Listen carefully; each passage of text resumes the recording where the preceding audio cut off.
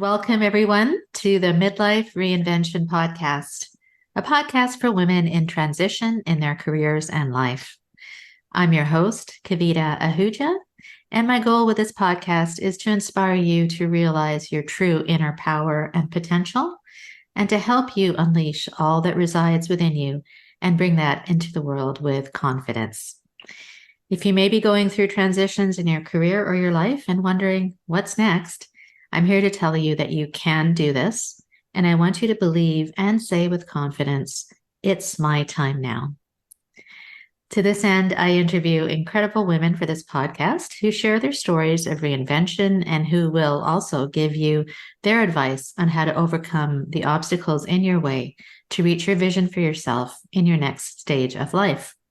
This week, I'm super excited to have on the show Amy Wilson. Amy is a Board Certified Geriatric Pharmacist, a certified fitness professional, and a certified nutrition coach who is disrupting the diet industry and helping her clients take their health back. Amy's mission is to empower her clients to take charge of their health and find balance in their lives. With over 30 years of experience, Amy specializes in developing individualized health plans that navigate through her clients' individual barriers, allowing them to be successful in their efforts. She is passionate about helping people prevent and reverse disease with nutrition and fitness. Through her personal and professional experience, Amy has seen firsthand how diet and exercise can change a person's life and how the right nutritional program can be the key to improving their health and fitness. She has seen her clients reverse their prediabetes, diabetes, high cholesterol, and more. She is driven to help her clients feel in control of their body and mind while no longer feeling enslaved by their scale. That sounds absolutely fantastic, Amy. Thank you so much for being on the show. How are you doing today? Good. Thank you so much for having me. It's a pleasure to be here. Yes, well, it's a pleasure to have you on, and reading your bio. It's so interesting. There's so many questions I have for you, and I'm sure a lot of our listeners are interested in all that you stand for. And before we get into all that, maybe you could tell me a little bit about your journey and how you got to do what you're doing today. I know that I think there's something that happened to you at the stage of perimenopause or menopause that kind of changed your perception of things. So Oh, perhaps you can share that with absolutely. us. Yeah. So, I probably like most of your listeners were Gen X, maybe baby boomers. I started dieting, I think sixth grade, if I remember right, was my first diet. Wow. And yeah, and it was because of what seeing in the magazines and the norm back then. And of course it didn't work. And it's always being on a diet or trying to look a certain way. And that kept going in my teens. I think a lot of us did that. It was just that up and down at dieting, and went to college and decided to I was going to pharmacy, but I was also an aerobics instructor at the time. I was teaching aerobics, which is awesome. I was getting I get paid to work out. It's a great kind of segue into doing health. And it was a lot of fun. And I kept doing that as I was going through school, and I did that after I graduated, became a pharmacist. So I was still in the fitness industry. Uh-huh. But the problem is that in pharmacy school, and you'll get this with doctors and nurses, we're not really given that much nutrition. And nutrition in the 80s was all about low fat. And we can all talk about what happened with that craze. But Yes. that's where we were. Yeah. Flash forward to 29. I'm 29, and I blow my back out because I was diagnosed as an exercise addict. I was trying to out-exercise a bad diet. I didn't realize that was a diagnosis. It is. I didn't realize at that time either. And my surgeon looked at one thing at me and he said, "You're an exercise addict." And I was like, so really serious. So how is that a bad thing? I'm not smoking. I'm not alcoholic. I don't do drugs. Right. How is that bad? And he's like, "You don't understand the wear and tear that you're doing on your body." Unfortunately, that did not stick. I had the surgery. I was back at my old ways within 12 weeks. I was back teaching, back doing all the things. And this is now coming into 30s. Now 40s are hitting, 45, and hello, perimenopause. Yes. And everything that I used to do stopped working. And I had in that period of time had also started dabbling into nutrition, had several nutrition certifications, but none of them really went deep. It was all about calories in, calories out. We now know that doesn't work. Some of it was science-based, but not really. Yeah. And here I am, 45, 46, and I'm teaching 15 classes. I'm working full time. I'm not eating. I try keto. I try everything that's everybody's doing to lose weight. Nothing is working. And I'm getting bigger and bigger and bigger. Frustrating, very frustrating. I'm a pharmacist. I'm sure. Yeah. I'm a nutrition professional. I am a fitness professional. Why can't I figure this out for me? I threw a Hail Mary pass and decided to try a program that several of my other fitness instructor friends were doing. And it was life-changing. It was called the Faster Way to Fat Loss, is what I coach now. And it was honestly taking everything that I knew, but actually diving down and seeing what wasn't working.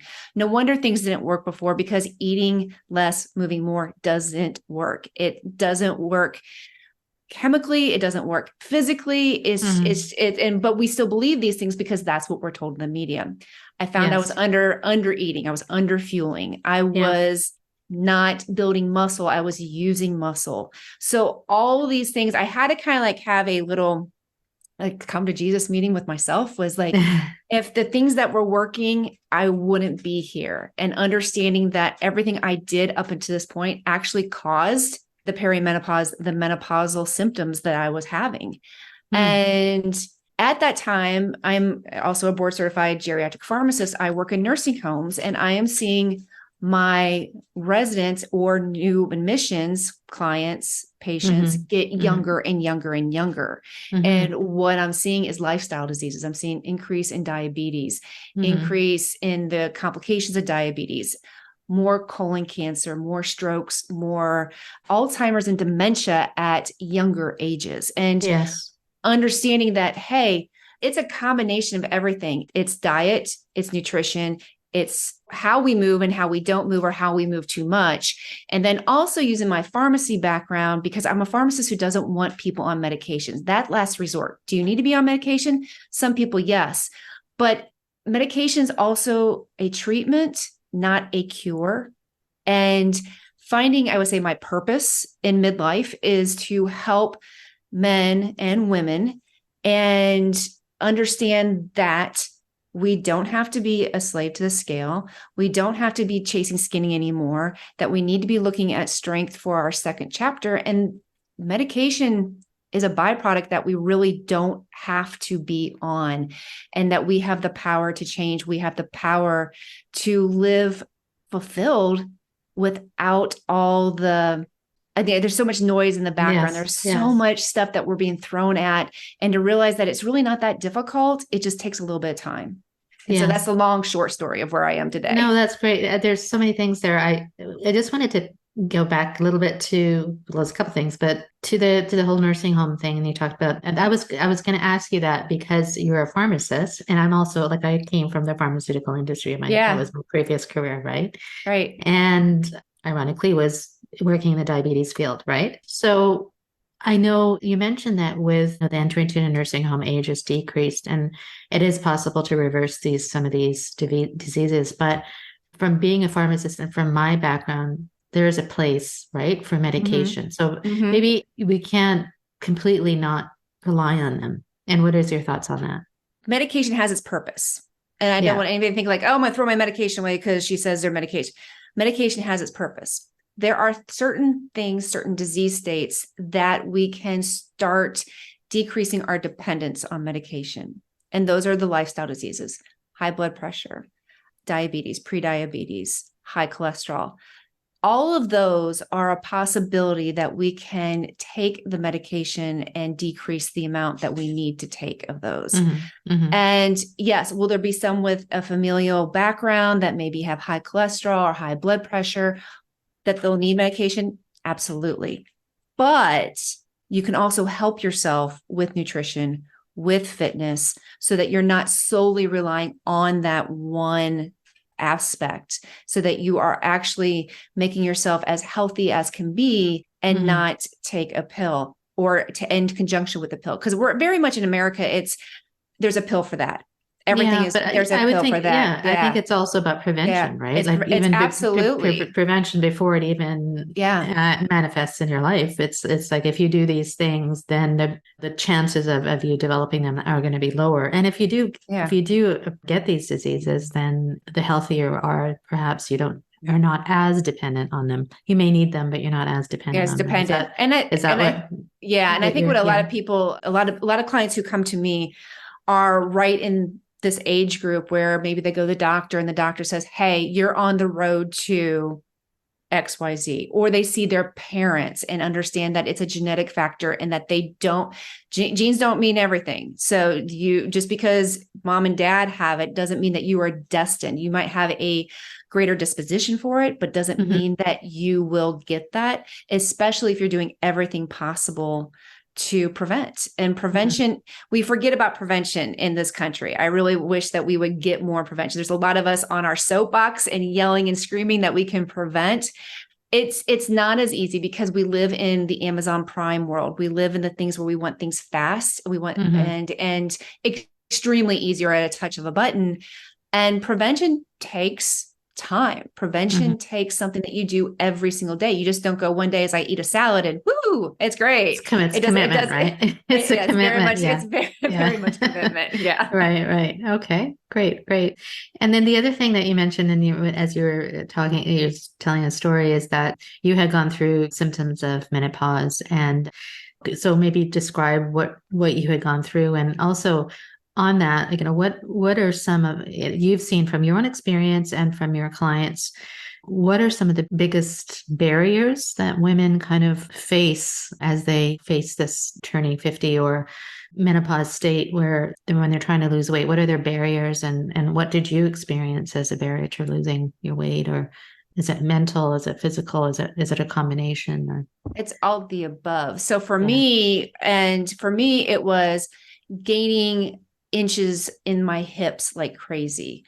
Of course, clothes not fitting, feeling fluffy, migraines, joint pain, brain fog. But I was also thinking, oh, well, maybe this is just life. Maybe this is the next stage. Maybe this is what it means to be growing older. And then part of me was like, no, I'm not going to accept that, because I'm not going to accept the second half of my life feeling horrible, feeling fluffy, or not being able to focus, or not being and thinking that there was something wrong, or that this is just the way things is. Our migraines were almost debilitating, and it's like, what's going on? What is it? Is it the hormones? Is it the stage of life? And the barrier for me was not understanding what was going on in a way of, this is not necessary. I don't have to go through this. It's not because of just perimenopause and menopause. It's what I've been doing and what I've been ingesting in my body that's not helping the situation. And I think, once again, I call it analysis paralysis. There's so much stuff out there that we look up. What is menopause? And thank God there's a lot more out there than it was when my mom was going through menopause. So there's a lot more out there, a lot more talking. And of course, we got podcasts for midlifers. So there's a lot more information, but sometimes that also muddies the water, because there's so much information. There's just like, well, I don't know. This person says go on HRT and it'll solve everything. This person says that you should do keto and it'll solve everything. This person says all I need is sunshine and water. And you'll see these little blurbs on TikTok or Instagram. And to understand that it's a whole process to find the balance. It's being able to fuel your body and feed your body what it needs. It's decreasing inflammation, because inflammation causes a lot of diseases, but it also increases our migraines, increases our joint pain, increases our migraines. So when we can decrease inflammation, and it's not about working out 2 to 3, 4 hours a day or doing 3 group fitness classes that actually harms us and hurts us. And it's, once again, it's finding that balance, finding what works, and you can decrease those symptoms. Now, are you still going to get hot flashes? Mm-hmm. Maybe, it depends, but they will lessen. And that is huge. Will you lose all the inches and become your 20-some-year-old self? I don't know. Probably not. But do you want to become that 20-year-old self? Because that 20-year-old self probably wasn't healthy. And the things that we have to look at is, everybody always says, what would you tell your 20-year-old self? Well, your 20-year-old self is gone. It's been there, done that, gone. What are you doing so that the lady staring back at you in 20, 30 years is like, you go, girl, you did everything right, and we are still thriving. Mm-hmm. Yeah, that's so true. It's not about looking back, it's about moving forward, right? And how can we make the best and be the healthiest we can be? And so many questions, but when we are in midlife and we get this menopausal weight, and it is a lot to do with the hormones, but obviously, Yeah. because of the hormonal changes. But you kind of mentioned it, but how can we prevent it? Like, how can we, is it like, as you said, a combination? What are maybe some of the myths of how we can actually lose the weight, So during menopause?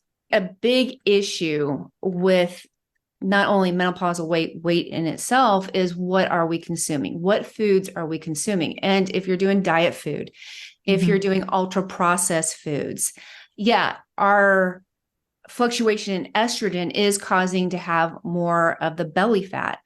But what we're doing and what we're consuming is not helping the situation. By doing so much cardio, we're using muscle, which is our metabolism, which is our fountain of youth. We're causing us to slow our metabolism down. So it's a combination of everything that we've been doing up until this point. Dieting, we have slowly destroyed our muscle mass and have slowed our metabolism down. Non-exercise activity thermogenesis, also known as NEAT, is just moving our body on a daily basis. We're sedentary. Eating fast food, eating quick food, eating food that comes in packages, food that has chemicals and additives, the ultra processed foods, is not helping the chemical reactions that occur in our body. It's not helping our gut microbiome. It's not helping leptin. It's not helping ghrelin, which are hormones for our appetite. It's not helping that. So it's almost the perfect storm that happens at menopause. It's that catalyst. And then it's just boom. Everything just seems to go backwards, and you become fluffy, and you don't feel good. And it just as you don't get diabetes or high blood pressure overnight, it's things that add up to it. It's kind of the same way with menopause. Because we've dieted for so long, because we have not fueled our body, we have taxed our thyroid. All of that leads up to not such a great experience during the perimenopause and menopause years. And so what we can do is we can peel back the onion layers. Okay, let's get rid of the ultra processed foods. Let's start eating real food. Let's start building muscle instead of doing all the hours of cardio, all the hours of HIIT. Let's work on cortisol, because cortisol cortisol is a great hormone, but in excess, it increases that belly fat, which is exactly what we don't want. So by implementing some tips, implementing some nutrition, implementing some strength training, and getting rid of the junk. And that doesn't mean getting rid of carbs, because carbs are great. Fat is great. Protein is great. It's finding your specific, recipe that works for you. That's what I do with my clients, is finding what works for them. And it's like I said, most people will find within 2 to 3 weeks just how good they feel. And then you don't realize how bad you felt until you start feeling good. Yeah. Yeah, that's great. I mean, I totally believe in that. And I actually have experienced that myself, in that, like, for example, weight training is really, really important. When I do that, I just feel so much better. And I think there's that myth about having to be skinny versus building your strength or your muscle mass. So I know that you had written a blog about that recently. So I don't know if there's anything you wanted to add about being skinny versus building that strength. And that myth. Gen X, we chase skinny. Yeah. And the problem with chasing skinny is that skinny is not healthy. And we have to quit equating being a size 2 or whatever size you want as being healthy. As we age, we're not meant to get what's called frail. And there is a scale of frailty. as you get older. And if you think about somebody who is maybe is shuffling their feet, is extremely thin, well, you're Bones. going on that Yeah. pathway by chasing skinny. Yeah. Someone who is thriving, someone who is healthy, somebody who's vibrant has muscle. They're able to get themselves out of a chair. And you're like, maybe you're not thinking about that right now, but you should be.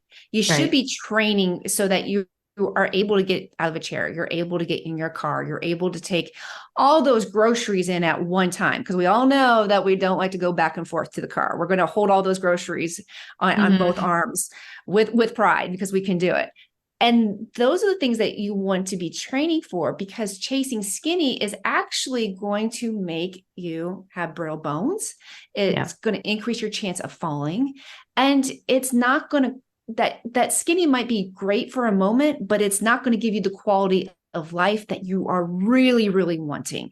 That quality of life and being able to have energy and be happy is going to be so much more important with having muscle than having that size 2 pair of jeans. Yeah, absolutely. I completely agree with that. And I've seen that with many of my friends and other people that are around me. It's like, well, it's not about being skinny. It's about being strong, I think. And one of the things that I always, well, not always, but I've kind of struggled with or a little bit confused about is the balance of the nutrients, macronutrients like proteins, carbs. What is the adequate amount of protein, for example, that a woman should be ingesting for their body? And there's always this thing, oh, low carb. You mentioned earlier, like no carbs are bad.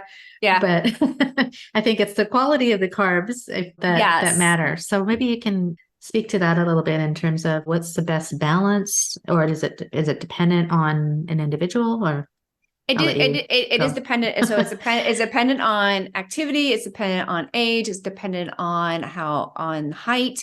And it also depends on genetics. And for protein, it's anywhere about 0.8 to 1.2 grams per kilogram. And you're like, what does that mean?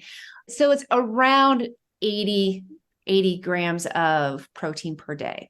Now, I will tell you, most of my clients do a lot more. And there are studies, and you're going to see some studies will say, oh, you only need 50 grams per day. And then you have some studies that say that you need to have 1 gram per body weight.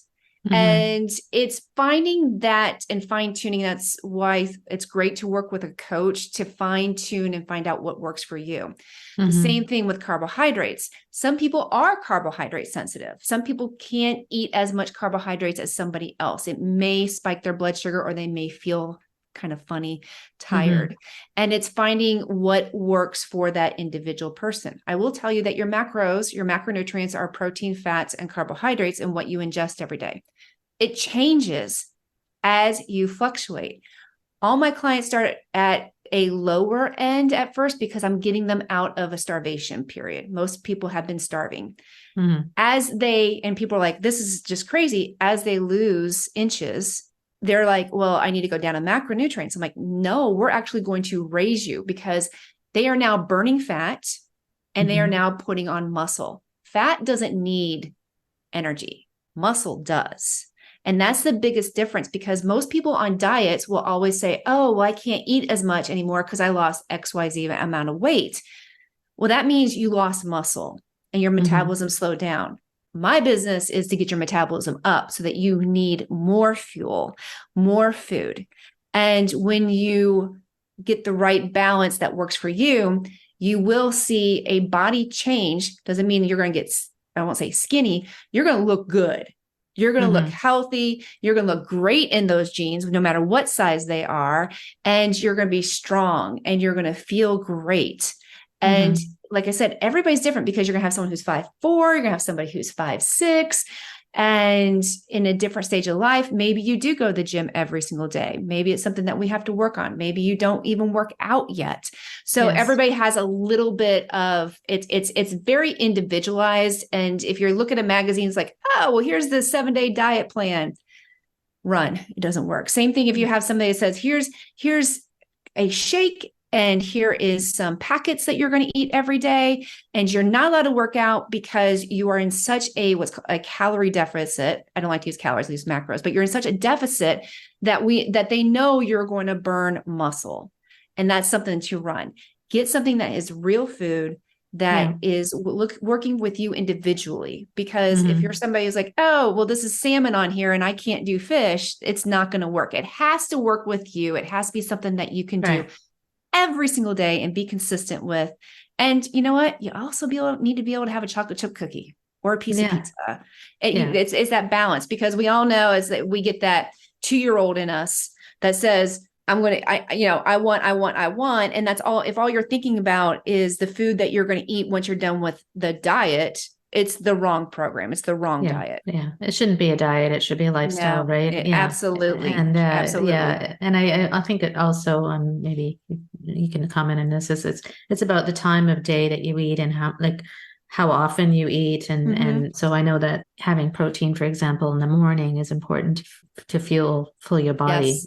And then maybe not having carbs at night because you're going to go to sleep right away, right? Carbs at night actually help you sleep. Okay. So if you're waking up at 2 a.m., it might be something that we have to look at, that we need to add some carbs. Now, not a lot of carbs, but adding some carbs to help you sleep at night. The other thing too is, I always tell people to start with protein, because protein is the one thing that most of us don't get enough of. And if you can start with protein, have 20 to 30 grams per meal, you will definitely get the amount of protein that you need. Yeah. And that does definitely help. That's great. That's a lot of information, and it's so important. We have to, I just wish everybody would digest all this, but I wanted to kind of go a little bit different in that we talk a lot about here on this podcast about barriers in our mindset and the things that we want to do, like the goals we have, or, the vision we have for ourselves. Oftentimes it's impeded because of our own negative thoughts or our mindset. And I would imagine, I'm sure it's the same way with health, wellness, taking care of your body, losing weight and all of that. So what do you advise your clients, or what would you advise listeners who are looking to get fit, get healthy, but are kind of have that mindset piece, which is stopping them? It's understanding that it's baby steps. It's understanding of working on one thing consistently. And that's always my biggest problem with Biggest Loser. When Biggest Loser used to be on, I don't even know if it's still on anymore. They throw you at this ranch and you're going to work out 3 times a day and everything is controlled. But then people leave and they didn't learn anything, because it was the structured, and they weren't working, and they weren't learning how to manipulate. And when you do that, you're setting yourself up for failure. You're definitely, and we see it in January. We see it all the time in January. I'm going to give up this. I'm going to go to the gym every day. I'm going to get up at 5 o'clock in the morning. And it's all these big, big goals, instead of maybe just working on, hey, I'm going to put my tennis shoes on and go outside once a day. Yeah. And that's what I do in my program. We start with 6 weeks, and it's working on those baby steps. It's working on building that consistency. Also, the biggest thing that people have to understand is that I can tell right away who is going to rock it and who is going to have difficulties. The people with difficulties always have a foot outside the door, an escape plan. Well, maybe I'll try. I'll think about it. The people who are like, nope, this is it. I am done. I am all in. I am going to make this work. I know I don't have time, but I'm going to figure out how to make this work with my schedule. And they have that all in attitude.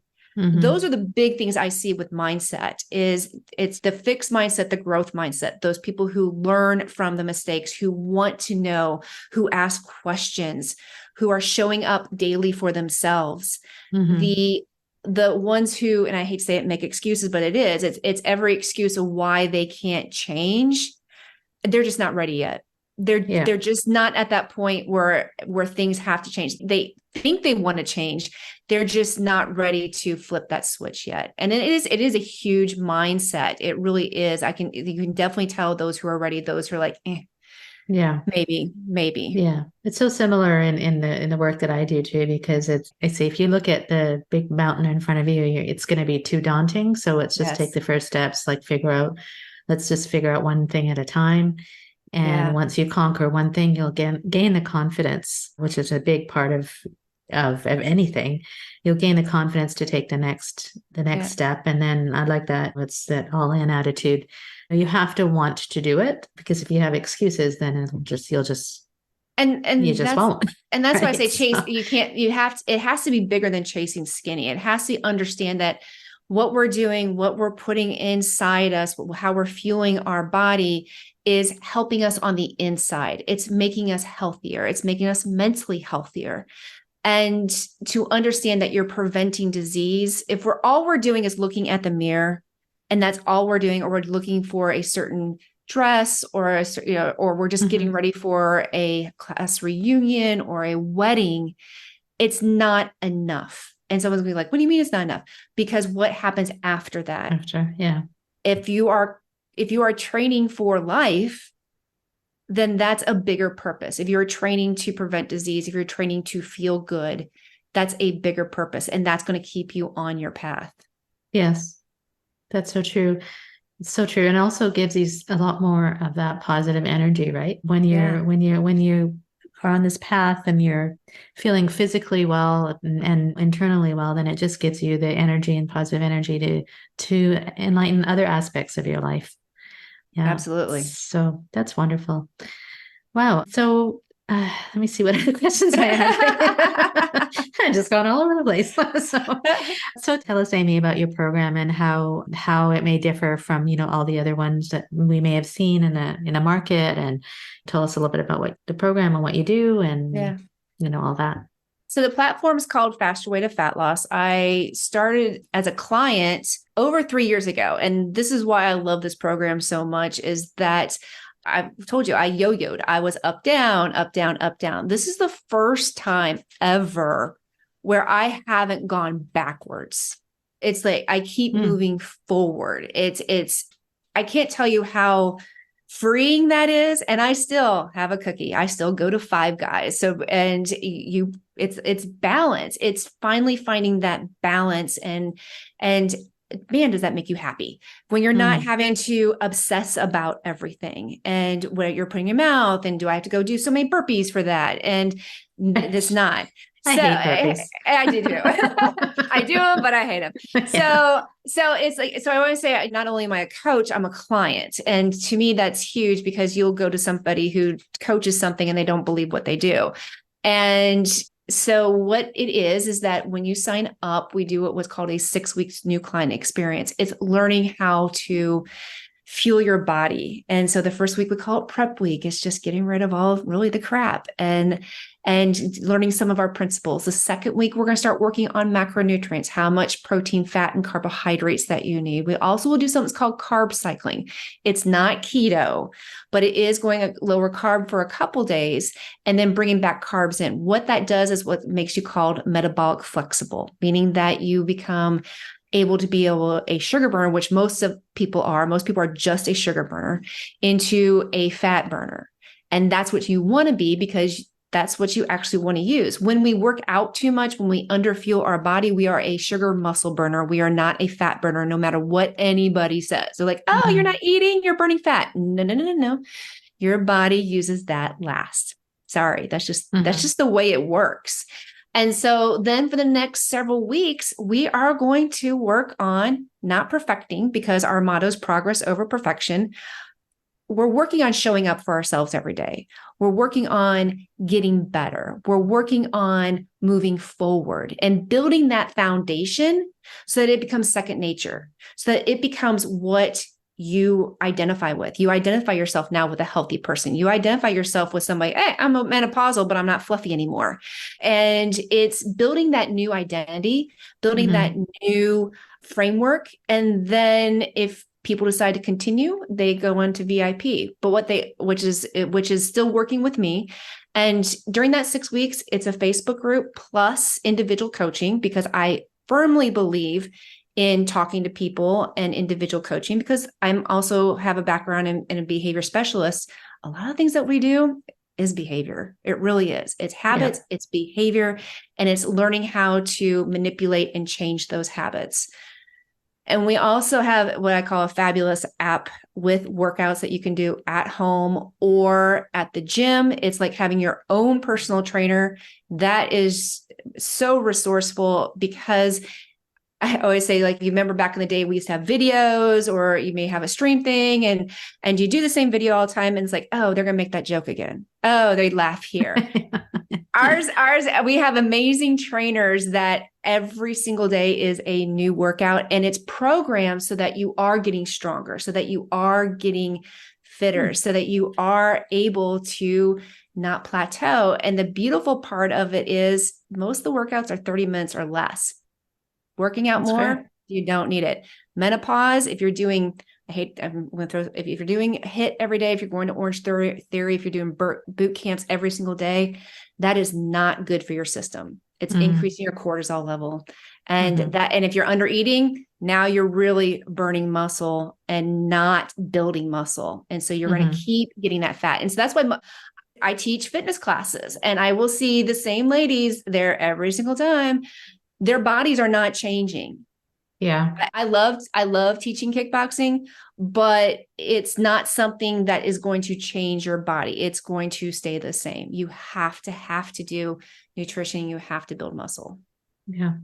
Oh, that sounds like a great program. Yeah. Really great. Yeah. It seems like it's all encompassing, from nutrition to exercise to coaching, and that's wonderful. It's putting all those, and that's why it works. Cause it's like, some people are like, oh, I'm going to try this piece. Oh, I'm going to try this piece or this piece. And it's putting all the pieces of the puzzle together. Yeah. So that you can get the results that you so want. Fantastic. That sounds wonderful. And where do we find you, and where can people look into this and get more information? The best place is you go to my website, and that's www.amykwilson.com. Do not forget the K. There are tons of Amy Wilsons out there. But if you go to www.amykwilson.com, you can see where it says learn more or join here.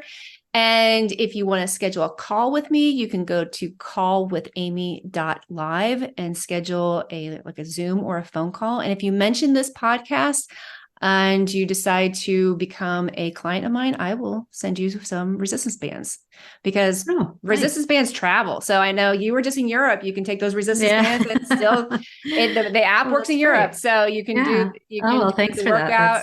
That sounds good. That sounds great. I'm going to check it out myself. Awesome. Fantastic. So Amy, thank you so much. I just really appreciate you being here. I don't know, maybe you might have some kind of last words for women, especially who are on this midlife stage of life, who are kind of feeling down on themselves and thinking, oh, I just can't do this anymore. Like, what would you say? And it's funny that you say that. I was just thinking about this, because most of us are Gen X. We raised ourselves, right? We were latchkey kids. We figured everything out young. We can figure it out now. We have the power to figure this out. We now know so much more, and we know what works, and we know how to make it work with our bodies. We are not destined to be fluffy. We're destined to be fabulous. Oh, drop the mic there. I'll leave it at that. Thanks so much for being here. I really appreciate it. And we'll have all your links in our show notes so that people can check it out and maybe take advantage of those resistance bands. Yeah, that'd be awesome. And check you out. Thank you so much, Amy, for being here. Thank you for having me.